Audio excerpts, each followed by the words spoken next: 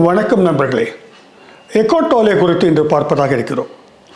Eckhart Tolle என்ற ஒரு ஆன்மீக அறிஞர் உலகெங்கும் பிரபலமாக இருக்கிறார். அவருடைய நூல்கள் தமிழிலே மொழிபெயர்க்கப்பட்டு வாசிக்கப்பட்டு வருகின்றன. நம்மளும் கூட ஒரு காணொளியை ஏற்கனவே பதிவேற்றம் செய்திருக்கிறோம் 2 ஆண்டுகளுக்கு முன்னால். அதனுடைய தொடர்ச்சியாக இந்த காணொளியை நீங்கள் கண்டால் இன்னும் கொஞ்சம் உங்களுக்கு யூஸ்ஃபுல்லாக இருக்கும். எக்கார்ட் டோலே பற்றி எதுக்கு பேசணும் அப்படின்னு எனக்கு தோணுச்சு. அதுக்கு காரணம், என்னை சுற்றிலும் நிறைய ஆன்மீகம் குறித்த உரையாடல்கள் நிகழ்ந்து கொண்டிருப்பதை கவனிக்கிறேன். ஒரு புறம் அரசியல் சார்ந்த மோதல்கள் நடக்கின்றன, இன்னொரு புறம் ஆன்மீகம் சார்ந்த தேடல்கள் அதிகம் கொண்டவர்களை நாம் பார்க்குறோம். நிறைய உரையாடல்கள் வெவ்வேறு தளங்களில் நடக்குது. எக்கார்ட் டோலே என்ன சொல்கிறாரு, ஒரு புதிய உணர்வு நிலையானது உண்டாகி கொண்டு இருக்கிறது உலக அளவிலே. எவ்வளவுதான் தீமைகள் நம்மை சுற்றி நிகழ்ந்து கொண்டிருந்தாலும் புதிய உணர்வு நிலையானது உண்டாகி கொண்டிருக்கிறது. ஒரு புதிய பூமி உருவாவதற்கான வாய்ப்புகள் நிறைய இருக்குது இந்த நிலை நீடிக்குமானால் அப்படின்னு சொல்கிறார். அப்படி என்ன நிலைன்னு பார்த்தாக்க, பொதுவாக மதங்களுக்குள்ளாகத்தான் ஆன்மீகமானது பேசப்பட்டு வந்தது. ஒரு காலகட்டம் வரைக்கும் மதங்கள் தான் ஆன்மீகம் பேச முடியும். அதை தவிர்த்து ஆன்மீகம் பேசுபவர்கள் மதங்களால் தண்டிக்கப்பட்டார்கள். இன்றைக்கு ஆன்மீக அனுபவங்கள் என்பதும் அது குறித்த தேடல் என்பதும் மதங்களுக்கு அப்பாற்பட்ட வெளிகளில் தான் நடைபெறுவதை நம்ம பார்க்குறோம். அது அந்த மதம் இல்லாமல் அடையாளத்தோடு இல்லை. இப்போ அந்த ஆன்மீகங்கள்லாம் அது ஒரு சுயம் பற்றிய தேடல் பயணமாக சென்று கொண்டிருப்பதை நம்ம பார்க்குறோம். ஆக ரிலிஜன் ஒரு லேபிள் இல்லாமல், ஒரு ஸ்ட்ரக்சர் இல்லாமல், ஒரு ஸ்பிரிச்சுவாலிட்டி பயணம் அதிகரித்து வருவதாக டோலே குறிப்பிடுகிறார். இதுவே ஒரு புதிய நெறியாகவும் மாறிவிடும் தருணமாகவும் அவர் ரொம்ப பாசிட்டிவாக பார்க்கிறார். இதைத்தான் நம்ம இன்றைக்கி பார்க்கலான்னு யோசிக்கிறோம். ஒவ்வொரு மனிதனும் தனக்குள்ளாக தன்னை அறிவது என்பதுதான் தத்துவத்துடைய நோக்கமாகவும் சொல்லப்பட்டு வருகிறது. நம்ம காணொளி முழுவதும் நம்ம அதுதான் சொல்லிட்டு வரோம். நோ தை செல்ஃப். சாக்ரட்டிஸுடைய முக்கியமான தத்துவ கோட்பாடும் கூட உன்னை நீ அறிய வேண்டும் என்பதுதான். இந்த உண்மையை நாம் அறியும் பொழுது என்னன்னாக்க, அதில் இருக்கக்கூடிய தடைகளை பற்றி தான் பேசிகிட்டே வராங்க வெவ்வேறு காலகட்டங்களில் வெவ்வேறு ஞானிகள் எல்லாம். இப்போ எக்கார்ட் டோலே என்ன சொல்கிறார், அதுக்கு முன்னால் ஒரு விஷயம் உங்களுக்கு ஞாபகப்படுத்த விரும்புகிறேன். ஏப்ரல் மாதம் 26, 27 எக்ஸிஸ்டென்ஷியலிசம்ன்ற ஃபிலாசபி பற்றி 2 நாள் முழு நாள் காலையில் 10 சாயந்தரம் 5 மணி வரை மதுரையிலே தொடர் வகுப்புகள் நடத்துவதாக இருக்கிறோம். அது குறித்த ஒரு போஸ்டரையை நம்ம பகிர்ந்திருக்கிறோம், பாருங்கள். விருப்பமுள்ள நேயர்கள் இந்த வாய்ப்பை பயன்படுத்திக் கொள்ளலாம். கண்டிப்பாக இது ரொம்ப சுயம் குறித்த தேடல் உள்ளவர்களுக்கு மேலும் தங்களை தெளிவுபடுத்திக் கொள்வதற்கான வாய்ப்பாக இந்த வகுப்புகள் அமையும். எக்கார்ட் டோலேவை பொறுத்த வரைக்கும் இந்த உலகத்தில், ஏன் இந்த பிரபஞ்சத்தில் எல்லாமே ஒன்றோடு ஒன்று தொடர்புடையவையாக இருக்கின்றன நினைக்கிறார். இது ஒரு பொதுவாக ஆன்மீகவாதிகள் வைக்கிற ஒரு விளக்கம் தான். இதை தான் உணர்ந்ததாகவும் ஒரு ஆன்மீக அனுபவத்தின் மூலமாக உணர்ந்ததாகவும் ஒரு விளக்கியிருக்கிறார். ஸோ அந்த நிலைப்பாட்டிலிருந்து இந்த வாழ்வியல் உண்மைகளை அவர் விளக்கத் தொடங்குகிறார்.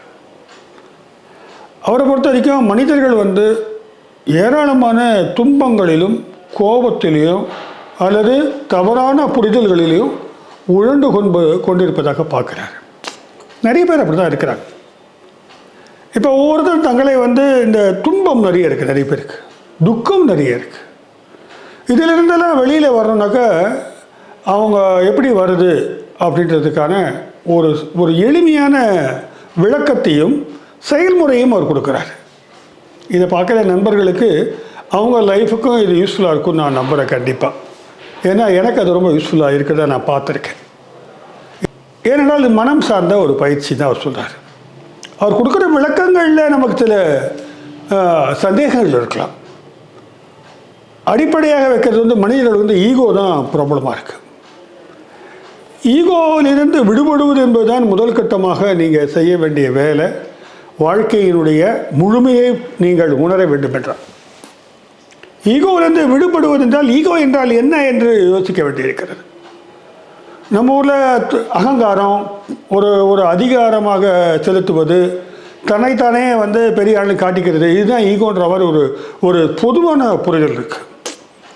ஈகோன்றது தான் யார் என்பதை உணராமல் தன்னைத்தானே ஏமாற்றிக்கொள்ள போடப்பட்ட ஒரு முகமூடி தான் ஈகோ. ஈகோன்றது தமிழ் எப்படி சொல்கிறது, அகங்காரம் சொல்லிட முடியுமா? அது தமிழ் இல்லையே. தன்னை முன்னிலைப்படுத்துன்னு சொல்லாமா தெரியல எனக்கு. நண்பர்கள் நிச்சயமாக சரியான வார்த்தையை கொடுப்பீங்கன்னு நினைக்கிறேன். அது வரைக்கும் நம்ம ஈகோனே பயன்படுத்திப்போம்.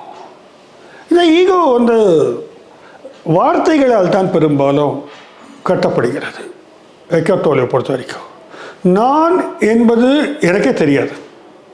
நான் என்பது என்னுடைய எண்ணங்களாகத்தான் நான் கருதி கொண்டிருக்கிறேன். இந்த எண்ணங்கள் தான் முழுக்க முழுக்க என்னை ஆக்கிரமித்திருக்கிறது. இந்த எண்ணங்களை தவிர்த்து விட்டால் நான் யார் என்று தெரியும். எண்ணங்கள் என்பது மொழியினால் ஆக்கப்பட்டது. மொழி என்பது எழுத்துக்கள் வார்த்தைகளால் ஆக்கப்பட்டது. இப்போ மொழி கடந்த ஒரு அனுபவ நிலை இருந்தால் என்னை நான் பார்க்க முடியும். என்னை நான் யோசிக்கிறேன் என்று சொன்னால் நான் தனி, யோசிதை தனியாகி விடுகிறது. அவர் சொல்கிறார், குழந்தைகள் பிறக்கும்போது இப்போ ஜேம்ஸுக்கு பசிக்குதுமா அப்படின்னு குழந்தை சொல்லும். ஒருவேளை அது குமரனாக அம்மா குமரனுக்கு பசிக்குதுன்னு அந்த குமரனாக இருக்கிற குழந்தைய சொல்லும். அப்போ குழந்தை பருவத்தில் இருக்க மொழி கைவரப்பெறவில்லை என்றாலும் கூட அது தன்னையும் குமரன் என்ற அடையாளத்தையும் விலகி பார்க்கிறது. ஆக நாம் என்ன பண்ணுறோம், சில அடையாளங்களை உருவாக்கி கொண்டு அதுதான் நாம் என்று நம்ப தொடங்கி விடுகிறோம். அதன் விளைவாகத்தான் ஏராளமான பிரச்சனைகளை நம் வாழ்க்கையில் எதிர்கொள்கிறோம். அப்போ இது எப்படி புரிஞ்சுக்கிறது, எப்படி பார்க்கறது அப்படின்னு பார்த்தீங்கன்னாக்க இந்த மொழியை கடந்த ஒரு அனுபவமான தேவைப்படுகிறது. அதாவது எண்ணங்களை தவிர்த்த நிலை, எண்ணங்களை கடந்து என்னவா இருக்கிறோம் நம்ம. உங்களால் திங்க் பண்ண முடியல, அல்லது உள்ளுக்குள்ள ஒருவேளை சில பேரால் பேச முடியாது, காது கேட்க முடியாமல் இருக்கும். அவர்களுக்கு என்ன மாதிரியான எண்ணங்கள் உள்ளே ஓடிட்டு கொண்டு பார்த்தாக்க அது வெவ்வேறு ஒலிகளாக இருக்கக்கூடும், இல்லைனாக்கா வடிவங்களாக இருக்கக்கூடும். ஏதோ ஒரு வடிவத்திலே அந்த எண்ணங்களானது ஆக்கிரமித்திருக்கும். அப்போ அதை கடந்த அதை தவிர்த்த ஒரு அனுபவ வெளிக்குள் போக வேண்டும் என்றால் you have to go beyond your thought. அப்போ இது கிட்டத்தட்ட ஒரு ஜேகே மாதிரி வரும், ஆனால் ஜேகே இல்லை. இது தாட்ஸ் அப்சர்வ் யுவர் தாட்ஸ். ஒரு எண்ணத்தின் மீது இன்னொரு எண்ணத்தை செலுத்தினீர்கள் என்றால் அது நாம் திருப்பி ஒன்றோடு ஒன்று அது பிணைந்து கொண்டு அது நிறைய எண்ணங்களாக பலமாயிடும். இப்போ எண்ணங்களில் விடுபட வேண்டும் என்றால் எண்ணங்களை கொண்டே விடுபட முடியாது. எண்ணங்களற்ற ஒரு நிலையில் நீங்கள் நிற்கும் போது தான் உங்களுடைய கான்ஷியஸ்னஸ், அதுதான் உங்கள் அடையாளம். உங்கள் கான்ஷியஸ்னஸ் தான் நீங்கள். ஆனால் இந்த கான்ஷியஸ்னஸை நீங்கள் எப்பவுமே பார்க்கறதில்ல. இந்த கான்ஷியஸ்னஸை உணர முடியாமல் தனியாக இருக்கிறது வார்த்தைகள், மொழி. அந்த மொழி என்பது பல்வேறு உங்களுக்கு கற்பனைகளை, பல்வேறு வேல்யூ சிஸ்டத்தை உங்கள் மேலே தெரிஞ்சிச்சு. அடையாளங்கள்லாம் எக்கச்சக்க உருவாக்கிடுவீங்க. உங்களை சுற்றில நிறைய அடையாளங்கள்.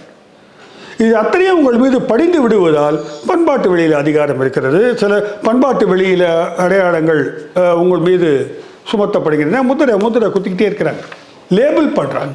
அவர் சொல்கிறார் லேபிளிங்கிறாரு. உங்களுக்கு ஒரு லேபிள் இருக்குது. இந்த லேபிளில் நான் தான் நினச்சிக்கிட்டு நம்ம நடந்துகிட்டு இருக்கோம். இப்போ நான் ஒரு பேராசிரியராக என்னை நான் முன்னிறுத்து கொண்டால் எனக்குரிய லேபிள் பேராசிரியர். அதற்குரிய சில தன்மைகள் ஒட்டி கொள்ளுகின்றன. அது என்னுடைய தன்மைகள் அல்ல, ஆனால் அந்த தன்மையோடு நான் நடந்து கொள்கிறேன். அதுதான் ஈகோன்றது. ஒருவேளை பலவீனமான மனோநிலையாக இருக்கேன், நான் ரொம்ப தாழ்ந்த நிலையில் இருக்கிறேன், அதுவும் கூட ஒரு லேபிள் தான் உங்களுக்கு. அப்போது இதை எப்படி கடந்து வந்துட்டீங்கன்னா உங்களுடைய பெயின்லேருந்து நீங்கள் வெளியே வர முடியும்னு சொல்கிறார். அதுதான் இப்படி இன்னும் சற்று ஆழமான புரிதல்கள் அதுக்கு தேவைப்படுகிறது. இங்கு தான் எக்கார்ட் டோலே இல்யூஷரி செல்ஃப் என்பது குறித்து பேசுகிறார். ஒரு மாயையாக கட்டப்பட்ட சுயம், அது நானே இல்லை. வாழ்க்கை முழுவதும் எது நான் இல்லையோ அதுவாக இருந்து வாழ்க்கையை தொலைக்கிறோம். அதை அப்பப்போ தெரிஞ்சு கொள்ளும்போது அந்த வேதனை அப்பிக்குது. சில ஐடி கம்பெனியில் ஒர்க் பண்ணக்கூடிய நண்பர்கள் வந்து சொல்கிறாங்க, 20 வருஷமாக வேலை பார்த்துட்டேன் சார், ஒரு சாட்டிஸ்ஃபேக்ஷனே இல்லை. யோசித்து பார்த்தா எதுக்காக வேலை பார்த்தோம், இவ்வளோ ஏதோ முதல்ல பணம் வர்றதுக்காக வந்தோம், பிறகு முழுக்க முழுக்க ஏதோ வாழ்க்கையே தொலைந்து போனது போல் ஒரு வேதனை இருப்பதாகவும், நமது காணொளிகள் காணும்பொழுது அவர்களுக்கு சில தெளிவுகள் கிடைப்பதாகவும் சொல்கிறாங்க. எல்லா புகழும் தத்துவத்திற்கே. அப்போது அவர் பார்க்குறாங்க, இதுதான் உண்மை. இந்த இல்லூஷரி செல்ஃபை வந்து நம்ம வந்து உருவாக்கிக்கிறோம். அதாவது உள்ளுக்குள்ளே ஒரு ஈகோ வந்து ஸ்ட்ரக்சராக, ஒரு அமைப்பாக கட்டுப்பட்டு விடுகிறது. ஒரு குழந்தை வந்து பொம்மைகளோட விளையாடுது. கொஞ்ச நாள் கழிச்சு பொம்மை தன்னுடையது என்று அது யோசிக்க தொடங்குகிறது. அது யார் சொல்லிக் கொடுத்தாங்க? அந்த பொம்மையை பிடிங்கிட்டு அழுது, பொம்மை உடஞ்சி போச்சுட்டு அழுது, அட்டாச்மெண்ட்டை உருவாக்கிக்கிறது. அங்கே இந்த மாதிரி விஷயங்கள் தான் அந்த ஈகோவானது பலதரப்பட்ட குணங்களை தனக்குள்ளே கொண்டிருக்கிறது. அதில் ஒரு விஷயந்தான் போலியான விஷயங்களை தான் என்று நம்ப வைப்பது. இரண்டாவது, பொருள்களோடு இணக்கம் காட்டி அட்டாச்மெண்ட் பெறுவது. அந்த வகையில் பார்க்கும்போது சுயம் என்பதின் பகுதியாக இந்த பொருள்கள்லாம் மாறிவிடுகின்றன. இதுதான் சொல்கிறாரு, நான் என்பது உண்மையான நானாக இல்லாத அந்த தருணத்திலே வந்து ஒரு மிஸ்கன்செப்ஷன் தான் வருது. அப்போ இது என்ன செய்யறதுன்னு பார்த்தா, இந்த இல்லூசரி செல்ஃபு, இந்த மாயையான சுயமானது என்ன பண்ணுதுனாக்க, என்னை மேலே மேலே மேலே வந்து கெட்டிப்படுத்துகிறது. ஒரு கலெக்டிவ் ஈகோவாகவும் நான் பார்க்குறேன். சுற்றி இருக்கிறதெல்லாம் சேர்த்து ஒரு அடையாளம், ஒரு சமூக அடையாளம். அது வந்து தேசபக்தி என்ற பெயரில் இருக்குது, இல்லைன்னா ஜாதியின் பெயரால் இருக்குது, இல்லைன்னா ஏதோ ஒரு குழுவின் அடையாளத்தோடு இருக்குது. அது கெட்டிப்பட்டு கொண்டே போகிறது. அந்த அடையாளங்கள், இந்த அடையாளங்கள் தான் நம்ம நினைக்கிறோம். இந்த அடையாளம் வந்து சிதைக்கப்பட்டாலோ உரசப்பட்டாலோ ரிசன்ட்மெண்ட், கோபம் வருகிறது. இந்த கோபத்துடைய விளைவாக வந்து லோக்கல் நடக்கிற கை கலப்புகள் தொடங்கி உலக அளவில் நடக்கின்ற யுத்தங்கள் வரைக்கும் போகுது. இது இப்படி ஒரு முரணுடைய விளைவாகவும் ஈகோ வந்து மாற்றுகிறது ஒரு பக்கம். இன்னொரு பக்கம் பார்த்தீங்கன்னாக்கா அது ஜெண்டர் ஐடென்டிட்டி, நிறைய ஐடென்டிட்டி வருது நமக்கு. காஸ்ட் ஐடென்டிட்டி, ஜெண்டர் ஐடென்டிட்டி, அப்புறம் நேஷன் வைடு ஐடென்டிட்டி, இல்லை ஜாபில் ஒரு ஐடென்டிட்டி, இப்படி ஒரு அடையாளங்களை வந்து நம்ம வந்து பெருக்கிக்கொண்டே போகிறோம். இந்த அடையாளங்களுக்கு பின்னால் சுமந்து நிற்கிறோமே, அதுதான் நானா என்ற கேள்வி எழுவதே இல்லை. சரி, இது வந்து தத்துவத்தில் ஆர்வம் உள்ளவங்க, மெய்ப்பொருளை காண விரும்புகிறவங்க வந்து நிச்சயமாக இது தத்துவ கோட்பாடாவில் புரிஞ்சுப்பாங்க. தன்னளவில் எப்படி உணர்வது என்பது தான் இங்கே சிக்கல். அதற்கு அவர் சொல்கிறாரு, நீங்கள் வந்து உடைமை மீது மோகம் கொள்ள தொடங்கி விடுகிறீர்கள். இந்த ஈகோ எங்கே போகுதுனாக்க ஒரு உடைமை கொண்ட மனோபாவத்துக்கு வந்துடுது. ஒரு பெரிய மோகம் வந்துடுது நமக்குள்ளே. வந்து நம்ம பொருள் இது, நம்மளுடைய அடையாளம் இதுன்ற அளவுக்கு சில விஷயங்களை உடைமையை நம்ம வந்து பாராட்ட தொடங்குகிறோம். அந்த ஈகோக்கு வந்து அந்த பொசசிவ்னஸ் வந்துடுது. இது என்னுடைய அளவுக்கு வந்துடுது. அது என்னுடைய டிவின்னு நம்ம சொல்கிறோம், என்னுடைய கார்னு சொல்கிறோம், என்னுடைய வீடுன்றான். அப்படி தன்னுடையதாக இப்படி தானே உருவாக்கிய ஒரு போலி உலகத்தை வந்து நாம் காண தொடங்கிறோம். அப்போ அதெல்லாம் இழக்கும்போது வேதனை வருது.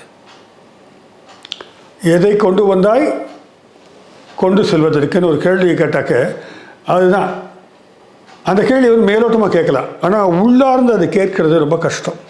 ஒரு அப்சஷன் ஃபார்மேஷன் ஆகிடுது, ஸ்ட்ரெங்தன் ஆகிடுது. இந்த அப்சஷனை, அதாவது இந்த நீங்கள் வந்து தீவிரமாக பற்று கொண்டு இருக்கிற விஷயத்தை விட முடியாத அளவுக்கு ஈகோ வந்து தன்னுடைய கோட்டையை பலப்படுத்தி வச்சிருக்கு. அதனால் உங்களுக்கு சின்ன இழப்பு வந்தால் கூட மனசு சஞ்சலப்படுது.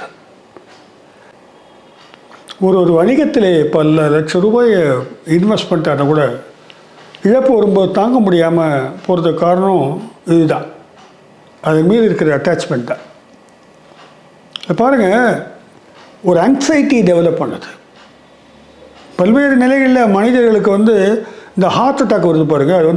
அது வந்து ஏதோ வேதனையினால் சோதனையினால் மட்டும் வருதில்லை, ஆங்ஸைட்டினாலே வரும், ஃபியர்னால் வருது, அச்சம் ஏற்படுகிறது. இது எல்லாத்தையும் உருவாக்குவது யாருன்னு பார்த்தீங்கன்னாக்க போலியாக கட்டமைக்கப்பட்டிருக்க இந்த ஈகோ தான். இதுவும் எக்கோட்டோலே தான் சொல்கிறாரு.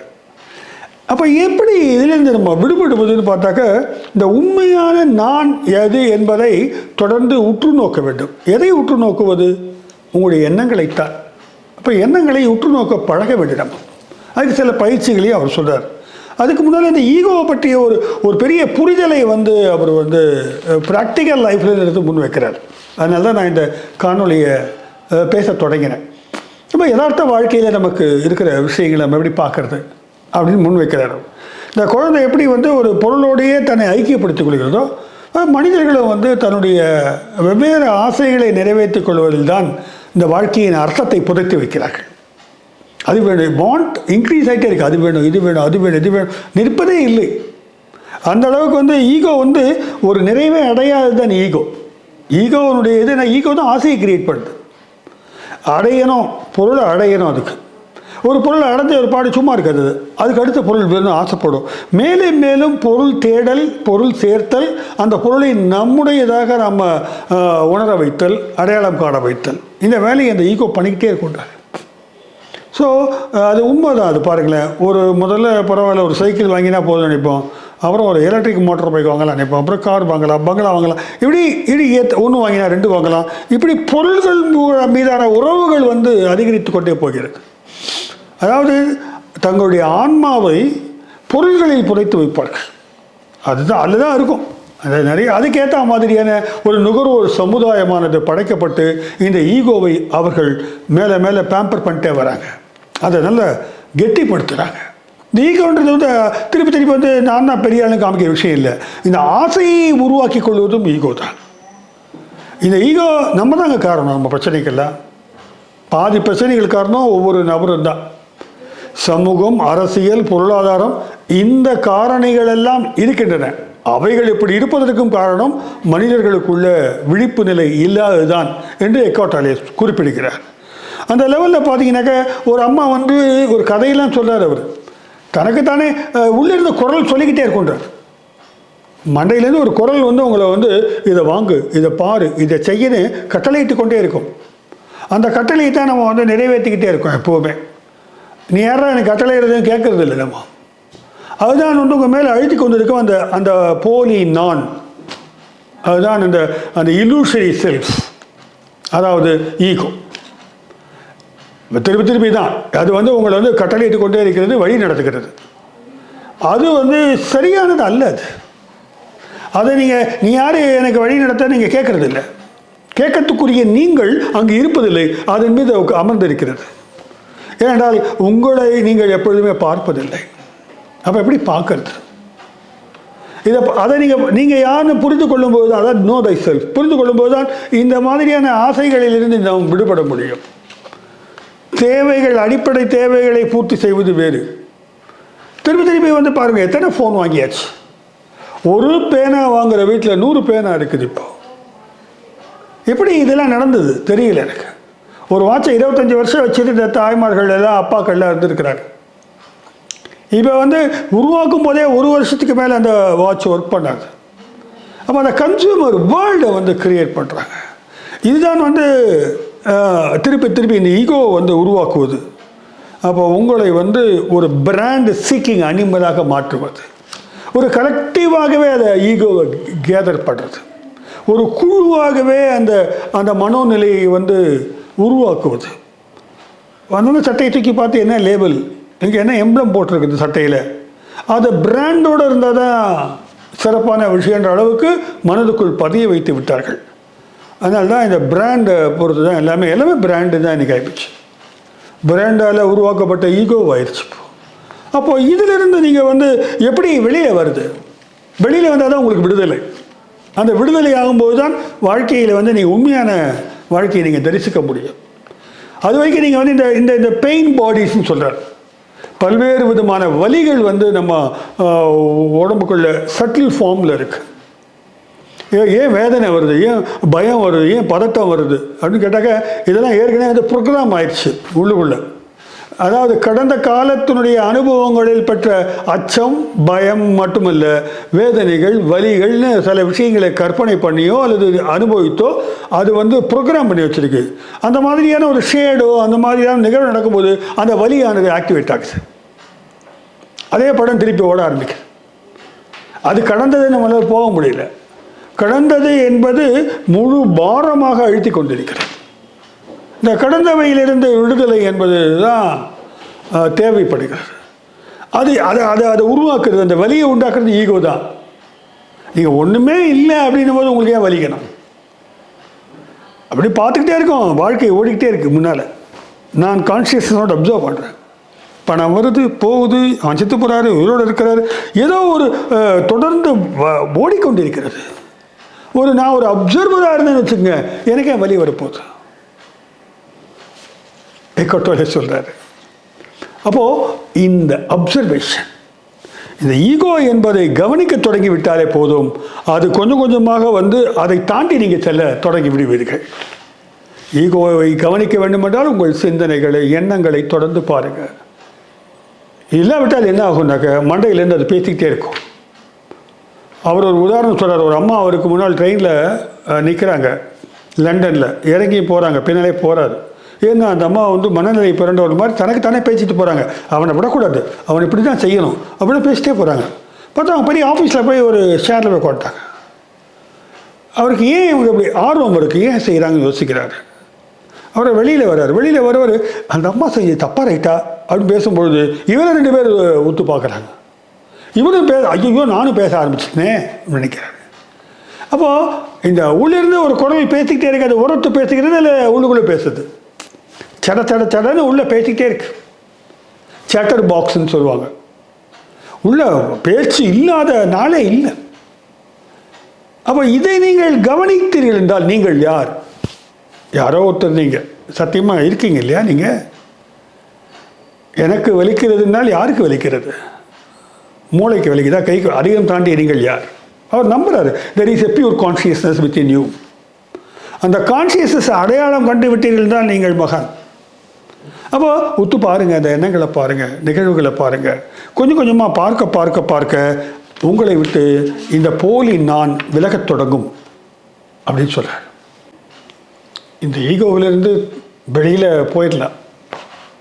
வாழ்க்கையை மிக ஒரு அமைதியான வாழ்க்கையாக எல்லாருமே வாழ முடியும். மிக நல்ல வாழ்க்கையை ஆரோக்கியமான முறையில் வாழலாம். அதுக்கான வழிகாட்டுதல்களை அவர் கொடுக்க தான் செய்கிறார். ஆனால் அதுக்கு முன்னால் புரிதல் ரொம்ப அவசியம் நினைக்கிறார். குறிப்பாக இந்த ஈகோவுடைய தன்மைகளை புரிந்து கொள்வது அவசியம் நினைக்கிறார். ஈகோவை பொறுத்த வரைக்கும் ஆளுக்கு ஆள் மாறுபடுன்றார்.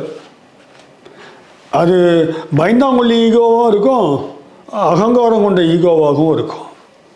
அதனால் ஒருத்தர் ரொம்ப அழுதுகிட்டே ரொம்ப பம்மிக்கிட்டு இருந்தாங்க, அவங்களுக்கு ஈகோ இல்லைன்னு அர்த்தம் கிடையாது. எல்லாருக்குள்ளேயும் அந்த ஈகோன்றதுனாக்க ஒரு தாட் ஸ்ட்ரக்சர், அது எண்ணங்களால் உருவாக்கப்பட்ட மன கட்டமைப்பு, அவ்வளோதான். அப்போ இதை சொல்லும்பொழுது இப்போ பொதுவாக எடுத்துக்கலாமே, ஒரு நான் அப்படின்றது ஒரு கான்செப்டாக தான் இருக்கின்றார். அது ஒரு ஐடியா. ஐன்றது ஐடியா. டெக்கார்ட் சொன்னார், ஐ திங்க் தேர்ஃபோர் ஐ ஆம். இதை மறுப்பது சார்ட்டர் சொல்கிறார் எக்ஸிஸ்டென்ஷியலிஸ்டில். I exist therefore I think என்றார். எண்ணுவதால் தான் நான் இருக்கிறேன் என்றால் தாட் தான் என்னுடைய இருப்புக்கான பேஸ், டேக்கார்ட்ஸை பொறுத்த வரைக்கும். ஆனால் இப்போ எக்கார்ட் என்ன சொல்கிறாரு, இந்த தாட் தான் உங்களுடைய இருப்புக்கான பிரச்சனைன்றார். எவ்வளோ பெரிய ஃபிலோசாபிக்கல் வித்தியாசம் பாருங்கள். சார்ட்டர் அதான் சொல்கிறாரு, தாட்டை விட்டுட்டு எக்ஸிஸ்டன்ஸை பாருங்கன்றார். இந்த எக்ஸிஸ்டன்ஸ் வரும்போது கான்ஷியஸ்னஸ் பற்றி பேசுகிறாரு. கான்ஷியஸ்னஸ் பற்றி பேசும்போது நத்திங்னஸ் பற்றி பேசுகிறாரு சார்ட்டர். அது உள்ள இப்போ நம்ம போக வேண்டாம். இந்த கான்ஷியஸ்னஸ்ன்றது என்னென்னு பார்த்தாக்கா தாட் இல்லாத நிலைன்னு எக்கார்ட் டோலே குறிப்பிடுகிறார்.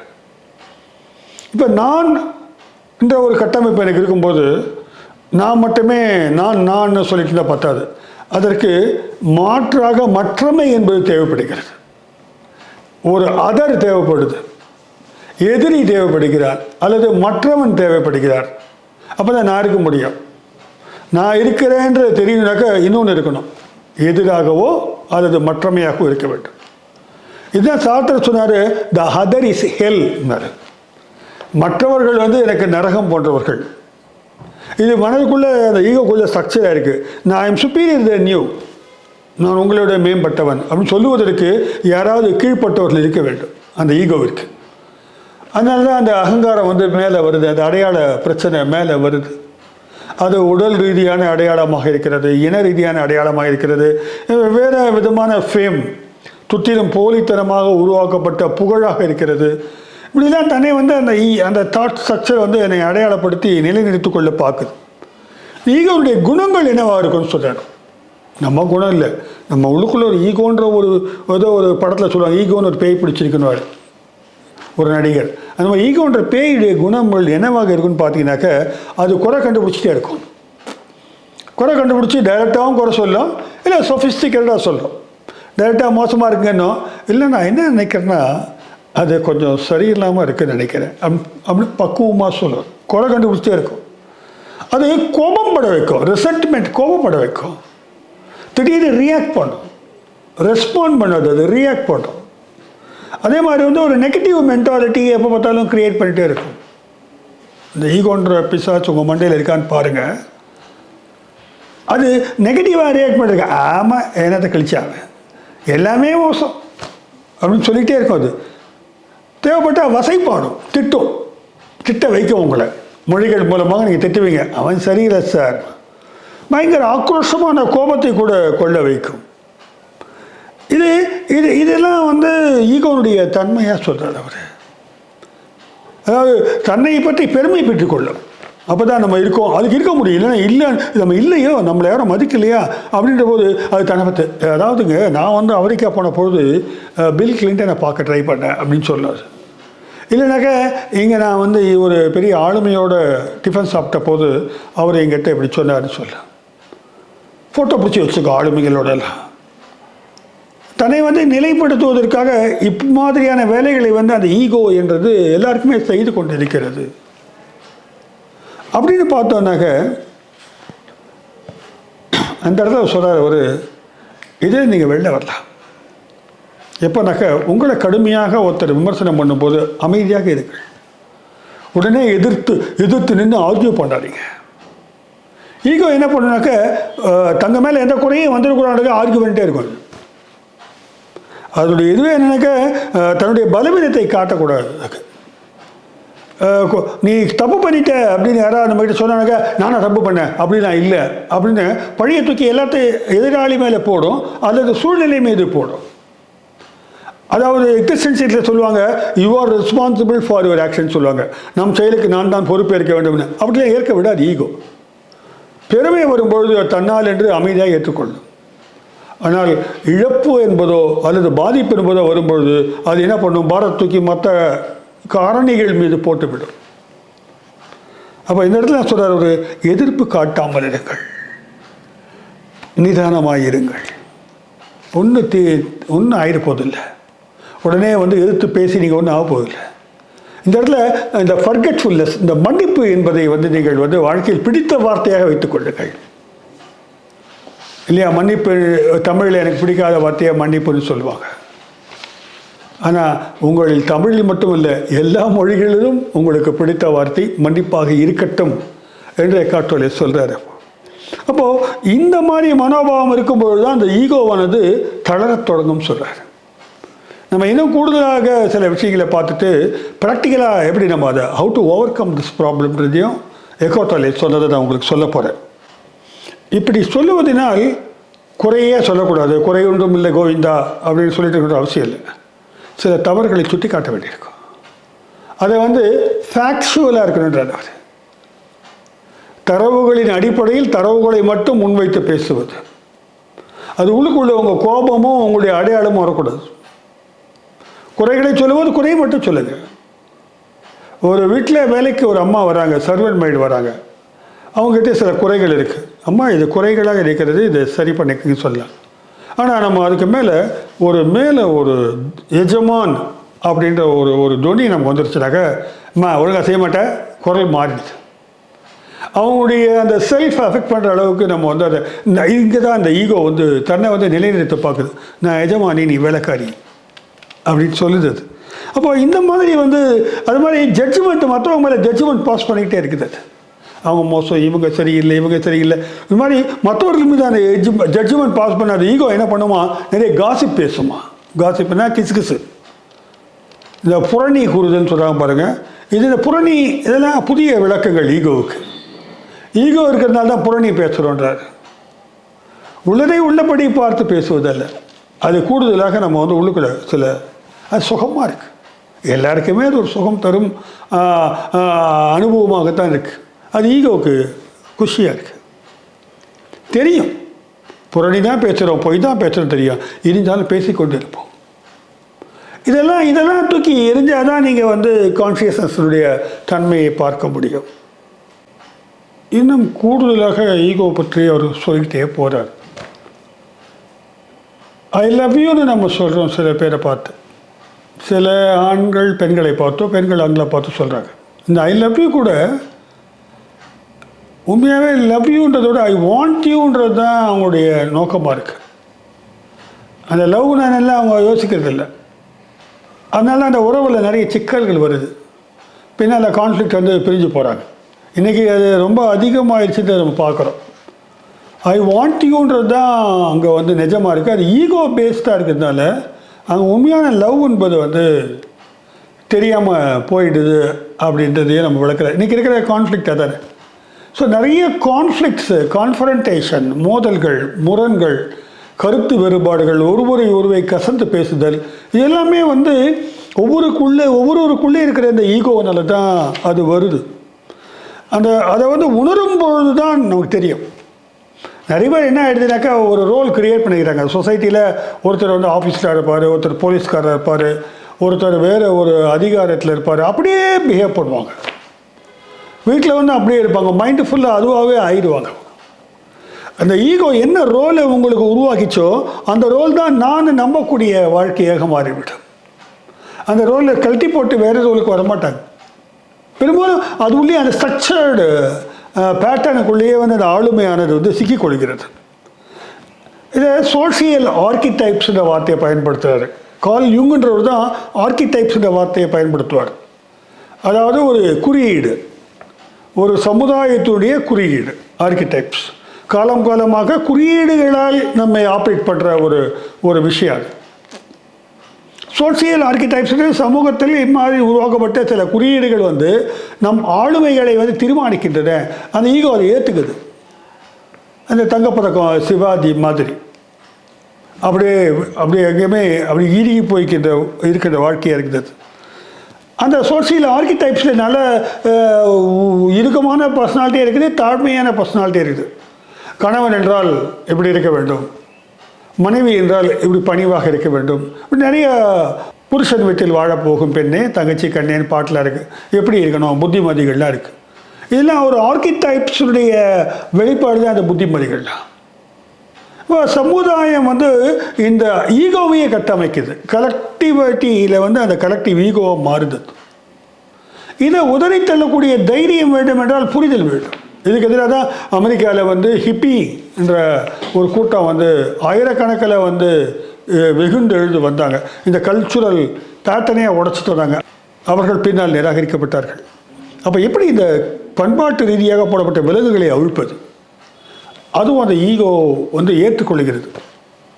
அப்படி தான் அதை உருவாகி இருக்குது. இன்னொன்று இருக்குது, இந்த மைண்டுலேருந்து சொல்லிக்கிட்டே இருக்குது, கட்டளை இட்டுக்கிட்டே இருக்குது, நம்ம நம்புகிறோம். அதெல்லாம் நிஜமாக நம்மளால் நடக்கிறத சில சமயம் நம்புகிறோம். சில விஷயங்கள் அவையாக நடக்கின்றன, நாம் அதில் செய்ததால் தான் நடக்குதுன்னு நினச்சிக்கிறோம். இது ஒரு படத்தில் கூட, ஏதோ ஒரு படத்தில் விவேக் அப்படி தான், அவர் மைண்டுக்குள்ளேருந்தே சில தாட்ஸ் வரும். உத்தம புத்தர்னு ஒரு படம் நினைக்கிறேன். அதெல்லாம் நடக்கிற மாதிரி அவர் நம்ப வைப்பாங்க அந்த ஹீரோ. அவர் நம்புவார், அடடா நான் தான் சொன்னா அப்படியே நடக்குது எல்லான்னு. எல்லாருமே அப்படி தான் இருக்கிறோம். பல சமயங்கள் இல்லைன்னா கூட சில சமயங்கள் நினைக்கிறோம். அப்போ இப்படி வந்து ஒரு இல்லூஷரியாக, கற்பனையாக, எண்ணங்களால் கட்டமைக்கப்பட்ட சமூகமே மாறிவிட்டது. அப்போ எல்லாமே போலியாக வாழ்ந்துட்டுருக்கோம். அவங்க எப்படி பீஸ் அல்லது அமைதி அல்லது உண்மை என்பது எப்படி நிலைநிறுத்தப்படும், இந்த சமுதாயம் எப்படி மாற்றத்தை மேற்கொள்ளும், அதுக்கு தான் இவர் வந்து சில ப்ராக்டிசஸ் சொல்கிறார். அவர் சொல்கிறார், உங்களை நீங்கள் உத்து பாருங்கன்றார். You have to look into yourself deeply. அது ஒரு கைண்ட் ஆஃப் மெடிடேஷன். அவர் முழுக்க வந்து ஈஸ்டர்ன் தாட்ஸ் தான் எடுத்துக்கிறார். அவர் ஒரு விஷயம் சொல்கிறாரு, உடம்புக்குள்ளே ஒரு ஒரு ஒரு நீங்கள் வெறும் உடல் மட்டுமல்ல, அது உள்ள ஒரு பேராற்றல் இருக்கிறது. பிரபஞ்சத்திலும் அந்த பேராற்றல் இருக்கிறது, உங்களுக்குள்ளும் இருக்கிறது. கிட்டத்தட்ட அத்வைத தத்துவத்தை ஒட்டியது தான். அவர் ஒரு சின்ன மெடிடேஷன் டெக்னிக் சொல்கிறார். ரெண்டு கையை வச்சுக்கோங்க, எண்ணங்களை கவனிக்காதீங்க. வழக்கமாக எண்ணங்களை கவனின்னு ஜேகே சொல்லுவார். எண்ணங்களை கவனிக்கிறதை விட அந்த கைகள் ஊடாக பரவும் ஆற்றலை கவனியுங்கள். அந்த உள்ள ஆற்றலானது இது யோக நித்திரை என்ற ஒரு பயிற்சியில் செய்வோம். அந்த மாதிரி பாடியை ஃபுல்லாக ரிலாக்ஸ் பண்ணிவிட்டு, இப்பொழுது கால்களுக்குள் இந்த ஆற்றல் பரவுகிறது, நான் உணர்கிறேன் அப்படின்ட்டு நம்ம சொல்லும்பொழுது, சில எக்ஸசைஸ் பண்ணிவிட்டு படுக்கும்போது அந்த ஆக்சிஜன் எனர்ஜி போல் சில எனர்ஜியானது உள்ளுக்குள்ளே பரவ ஆரம்பிக்கும். சில மூச்சு பயிற்சி தியானங்களில் கூட கடைசியில் மெடிடேட் பண்ணும்போது பாடி முழுவதும் அந்த எனர்ஜி பரவுவதை நான் பார்த்துருக்கிறேன், அனுபவித்திருக்கிறேன். அப்போ இப்போ கூட ஒன்றும் இல்லை, கையை வச்சுக்கிட்டு அப்படி உட்காரும்பொழுது மெடிடேஷனில் அந்த அந்த ஆற்றல் பரவுவதை உணர முடியும். அதை கவனிக்கும் பொழுது எண்ணங்கள் தாமாகவே சில சமயத்தில் விலகி நிற்கின்றன. அப்போ அந்த நொடிப்பொழுது கேட்ச் பண்ண கேட்டார். எண்ணங்களுக்குள் இடையே இருக்கின்ற அந்த இடைவெளியை நீங்கள் கைப்பற்ற முடியுமா என்று பாருங்கள். அது எடுத்தோன்னே நடக்காது. தொடர்ந்து நீங்கள் சில பயிற்சிகள் செய்ய செய்ய அந்த இடைவெளி அதிகமாகும். எண்ணங்களுக்கும் இடையே இடைவெளி அதிகமாகும். அங்கே பூர்ணமான ஒரு அமைதி கிடைக்கும். அது அந்த கேப்பில் தான் உண்மையான இந்த தன்னுணர்வு என்பதனுடைய தன்மையை நம்ம புரிஞ்சுக்கிற முடிகின்றார். இந்த ஈகோன்றது வடிவங்களுடைய இணைந்தது.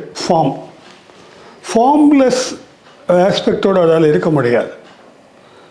இந்த ஈகோ தான் உங்களுடைய ஐடென்டிட்டியே கொடுக்குது, எசன்ஸே கொடுக்குது. ஆனால் அது உண்மையான எசன்ஸ் இல்லை. ஈகோவை கடந்து போய் என்னவா இருக்கிறோமோ அதுதான் நம்முடைய ஒரிஜினல் சாரம் என்பது. ஆனால் இது ஒரு சிறை மாதிரி நம்மளை வச்சுருக்கு. சிறையிலேருந்து வெளில வர முடியாமல் அது கதவுகளை பூட்டி வச்சுருக்குது. அதிலிருந்து வெளியேறுவது என்பது சிரமமாக இருக்கிறது. அதுக்கு காரணம் டைம்ன்றதை பற்றி டோலே சொல்கிறார். இது சைக்கலாஜிக்கல் டைம், ஃபிசிக்கல் டைம்னு சொல்கிறேன் பிரிக்கலாம். ஜே கிருஷ்ணமூர்த்தியும் சொல்வார். இந்த சைக்கலாஜிக்கல் டைம்ன்றது கிளாக் டைம் இல்லை, அதாவது பாஸ்ட்டு ப்ரெசண்ட் ஃப்யூச்சர்னு சொல்கிறோம் இல்லையா, அந்த மாதிரி. இந்த ஈகோ என்ன பண்ணுது, அதுதான் டைம்ன்றதே உருவாக்கி வச்சுருக்குது. பாஸ்ட் அப்படியே நிறைய சேமித்து வைக்குது, ஃப்யூச்சரை பற்றி யோசிக்க வைக்குது. இந்த ப்ரெசண்ட்டுக்குள்ளே நம்ம நின்று ப்ரெசண்ட்டை இயல்பாக அனுபவிக்க விடாமல், பார்க்க விடாமல் தடுக்கிறது.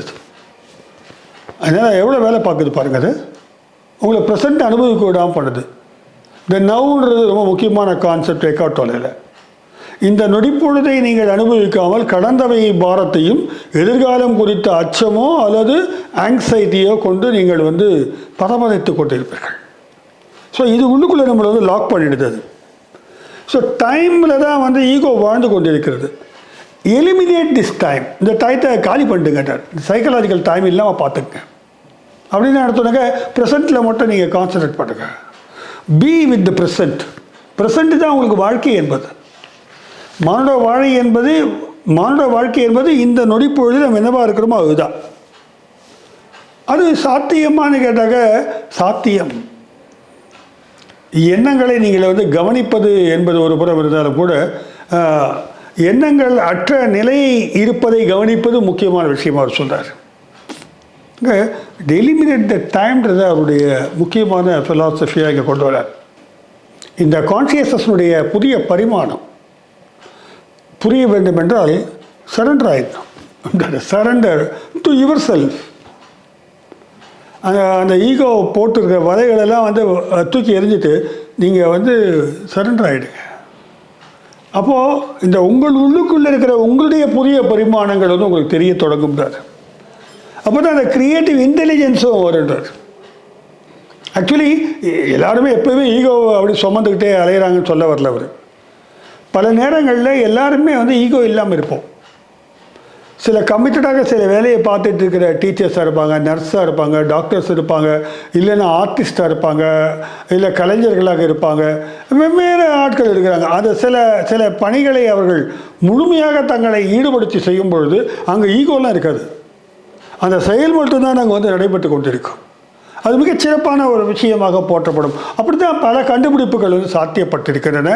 வாழ்க்கையில் பல நொடிகள் வந்து மகிழ்ச்சியை தந்தது கூட அந்த மாதிரியான ஈகோ தொலைக்கப்பட்ட நொடிகளாகத்தான் இருக்கும் என்று எக்கார்ட் டோலே கூறுகிறார். அப்போ இந்த கான்ஷியஸ்னஸ்ன்றது வந்து டைம்லெஸ், நேரத்துக்குள்ளே அடைக்க முடியாத ஒரு தன்னுணர்வு நிலை. அதை உணரத்தான் முடியும். இந்த தாட்ஸ் எல்லாம் மூடி கிடக்குது. இந்த தாட்ஸுக்கு இடையே கேப்பில் நீங்கள் பார்க்கலாம். ஒருவேளை தாட்ஸே இல்லாத நிலையை நீடிக்குமானால் உண்மையான நான் யார் என்பதை உணர முடியும். அதுக்கு இன்னொரு டெக்னிக் கற்றுக் கொடுக்குறாரு, ப்ரீத்திங் டெக்னிக். நம்ம வழக்கமாக பாடுறது தான். ரொம்ப ஸ்ட்ரெஸ்ஃபுல்லாக ஆறுது நம்ம சொல்கிறோம் பாருங்களா, ஆங்ஸைட்டி, ஸ்ட்ரெஸ் வருது. அது காரணம் என்ன? இந்த ஈகோ உருவாக்கிய பல எதிர்பார்ப்புகள் நிகழாமல் இருப்பதாலும் அல்லது நிகழ்ந்து விடுமோ என்ற அச்சத்தினாலும் தான்.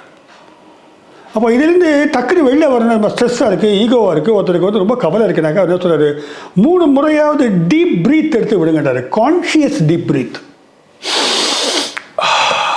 அப்படி அந்த மூச்சை கவனிங்கன்றார். அந்த மூச்சை 3 முறை இழுத்து நம்ம வெளியில் விடும்பொழுது அந்த ஸ்ட்ரெஸ் வந்து மேக்ஸிமம் குறைஞ்சிடும். ஸ்ட்ரெஸ் குறையினா அர்த்தம் ஈகோ வந்து தள்ளி வைக்கப்படும். உள்ளுக்குள்ளே அந்த உள்ளொளியாக இருக்கின்ற அந்த ஸ்பேஸ், அந்த இடம் நமக்கு புலப்படும். இந்த ப்ரீத்திங் எக்ஸசைஸை வந்து நிறைய முறை தொடர்ந்து பண்ணுங்கன்றார். எடுத்த உடனே உங்களால் வந்து அந்த கான்ஷியஸ்னஸுடைய கோர் அடிப்படையில் போயிட முடியாது. ஆனால் அது படிப்படியாக உங்களுக்கு வந்து வெளிப்பட தொடங்கும்ன்றார். எண்ணங்கள் விலகி அது ஒரு ஒளி பொருந்திய வெளின்றார். ஒளி பொருந்திய வெளி, அது ஒரு இல்யூமினஸ் ஸ்பேஸ்ன்றார். நமக்கு தெரிஞ்ச விஷயந்தான். அங்கிருந்து அவர் பேசுகிறார், கனடாவில் இருந்தார் அவர். ஒளி பொருந்தி அந்த வெளியானது உங்களுக்கு புலப்பட தொடங்கும். அப்போ அதுக்கு முன்னால் இதெல்லாம் இந்த மாதிரி வேதனைகள் அதெல்லாம் யுவர் தட், நீங்கள் அதுதான்.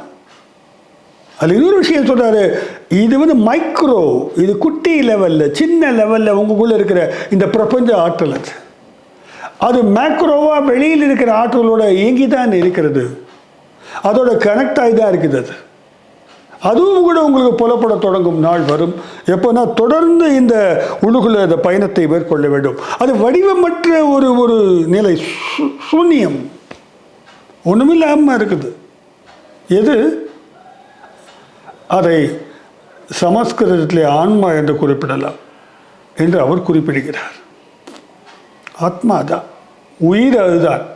உயிராற்றல் என்பது கட்டுப்பட்டு கிடப்பதை விலக்கி வரும் பொழுது, இங்கே வந்து கர்மா, ரீபர்த்து இதெல்லாம் அவர் பேசலை, பௌத்தம் பேசுகிறது. ஜெய கிருஷ்ணமூர்த்தி கிரிட்டிக்கல் அப்சர்வேஷனை பற்றி பேசுகிறார். இவர் ரொம்ப வேறு விதமாக சொல்கிறார். மூச்சு இழுத்து விடுங்க, இதெல்லாம் ஜேகே சொல்ல. ஜேகே கவனினார்.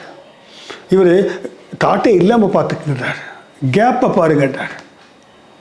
அப்போ நிறைய பேர் நிறைய டெக்னிக்ஸ் கற்றுக் கொடுக்குறாங்க.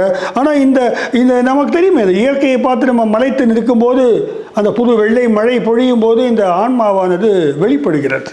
தாட்லெஸ், வார்த்தைகளால் விவரிக்க முடியாத அந்த வார்த்தையை நம்ம யூஸ் பண்ணுறோம். அது என்ன? வார்த்தைகளால் விவரிக்க முடியாத அனுபவம். அதுதான் நீங்கள் கான்ஷியஸ்னஸை உணர்கின்ற தருணம். அந்த தருணத்தில் வரும்போது தான் நீங்கள் வந்து சுயமானது வெளிப்படும்.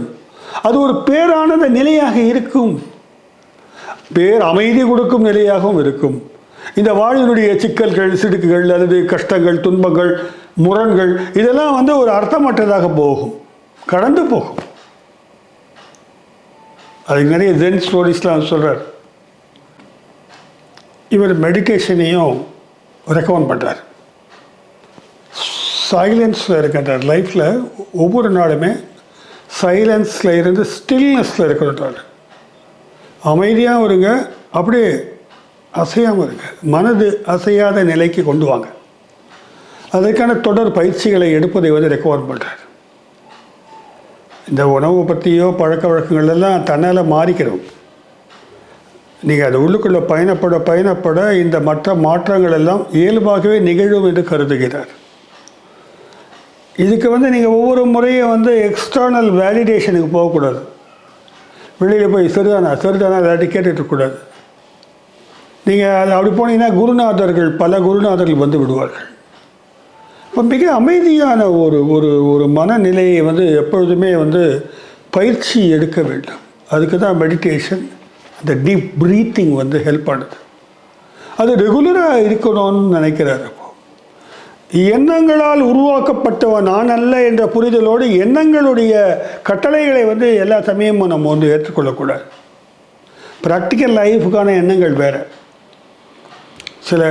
சில வாழும் முறைகளுக்காக அல்லது இந்த சமூக வளர்ச்சிக்கான செயல்பாடுகள் என்ன நமக்கு தெரியும், அதை அவர் குறிப்பிடவில்லை.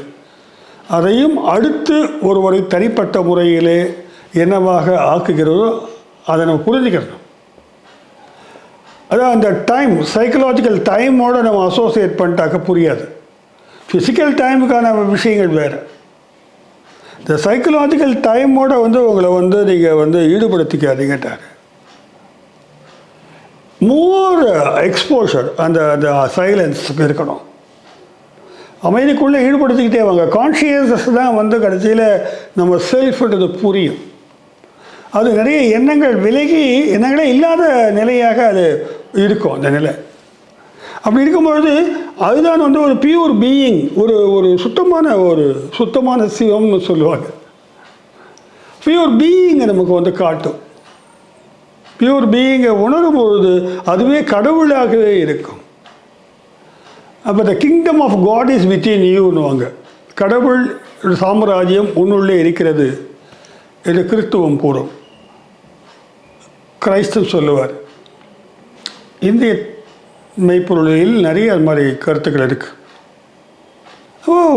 உனக்குள்ளாக கடவுள் இருக்கிறார். அது உன் உள்ளே இருக்கிற கான்ஷியஸ்னஸ் தான் அந்த கடவுள் அப்படின்னு சொல்லும் பொழுது பியூரா அத்வைதிக் ஸ்டேட்டஸ்க்கு வந்துடுறான். ஆனால் இன்றைக்கி இருக்கக்கூடிய கரண்ட்டு சொசைட்டியில் இது ஏதோ ஒரு காவி கஷாயம் அணிந்து கொண்டு மலைப்பக்கம் போகிறத பற்றி பேசலை. இந்த வாழ்வியல் சூழல்களை சமாளித்து கொண்டே ஒரு எப்படி இந்த பேர் அமைதிக்கு சொந்தக்காரராக மாற முடியும் என்பதற்காகத்தான் இவ்வளோ பெரிய ஒரு விளக்கத்தை கொடுக்குறாரு. அதுதான் இது அத்தனையும் எ நியூ எர்த் அப்படின்னு ஒரு புக் எழுதியிருக்கிறார். அந்த புத்தகத்துடைய சாரமாக இருக்கிறது. நிச்சயமாக பலருக்கு இது சொல்லப்பட்ட கருத்துக்களில் ஒரு விருப்பம் இருக்கும்னு நினைக்கிறேன். எது இருந்தாலும் இல்லைனாலும் அந்த small meditation techniques, breathing techniques, நம்மை கவனிக்கும் அந்த மாதிரி யுக்திகளை பயன்படுத்தி பார்த்தால் நிச்சயமாக நம் மனம் வளம் பெறும். மனம் சுத்தப்படும் பொழுது நம்ம சூழல்களும் சுத்தமாக மாறிவிடும். அப்பொழுது அந்த பேர் அன்பு வந்து சாத்தியப்படும். அந்த கம்பேஷன் வேணும்னு சொல்கிற லவ் இதெல்லாம் வந்து கல்டிவேட் பண்ணுறதில்லை, இயல்பாகவே பெருகத் தொடங்கும். சக மனிதனை நேசிக்கின்ற அந்த மனோநிலையும் கூடும். அப்போ அங்கே கான்ஃப்ளிக்ட் இருக்காது, அங்கே நம்மால் மோதல் இருக்காது. நம்மால் வந்து முடிஞ்ச வரைக்கும் அந்த ஒரு சூழலில் அமைதியை தான் நிலைநாட்டுவதற்கான ஒரு ஆற்றல் இருக்கும் என்றெல்லாம் அவர் விளக்குகிறார். நண்பர்களுக்கு இது குறித்து கருத்து இருக்குமானால் பின்னூட்டங்களிலே பதிவிடுங்கள். நன்றி, வணக்கம்.